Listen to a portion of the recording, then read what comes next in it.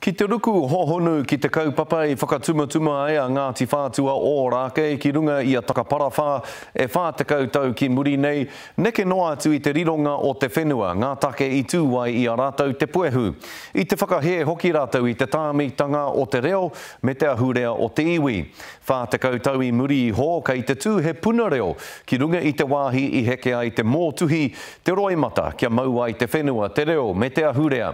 Hei tā te pūrongoa te o Kiwa McLean ko te wawata o Ngāti Whātua, kia noho te puna reo hei pou a whakarauora I te reo o te iwi o Ngāti Whātua. Koe nei a takaparawha e whātekau tau ki muri.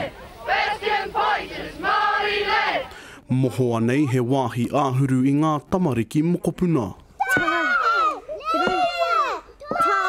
I nā rā te whakapono o tēnei uri o Ngāti Whātua, e harai te mea ko ngā whenua ana he iriro, engari ko te kore hāhātanga o tō rātau reo me ngā tikanga. I ngoi kore haere te reo I Tawawa, karehe reo I runga I te paipai, karehe marae I Tawawa mō mātai.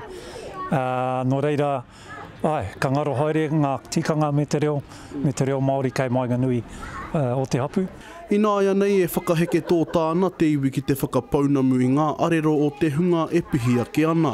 I nā rā ko rātau te ana mata mō te reo ake o Whātua. Ngari ko te tūmanako I nāia nei, mā ngā mātua o ngā tamariki, ka uri ki ngā wānanga ngā karaihe reo Māori oki. Kia taia rātou te kōrero Māori ki ngā tamariki I te kāinga, I te hāpori. I whakatūria te puna reo nei e te kautau ki muri, no te tau nei panoni tia ai ana whakahaerenga, me kore noa e tangata whenua tōna no reo, take. I te timatanga o te tau nei, kua huri tēnei puna reo, hei puna reo Māori anake.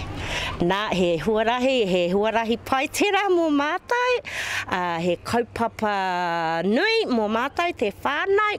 Mai anō ki mohoa kua hua ake he puna reo, he marae o tira ngā kaupapa whakarauora reo, engari he ara roa tonu, kei tua. Kauri anō kia tai ki te taumata tiki, hui anō ko te tūmanako, tōna rā ko te reo Māori, te reo matua kei Wainganui, o te hapu me ngā kaimahi. Eke ana te kōrero, tūana te marangai, tūana te pā hoka. Te o Kiwa McLean, te karere.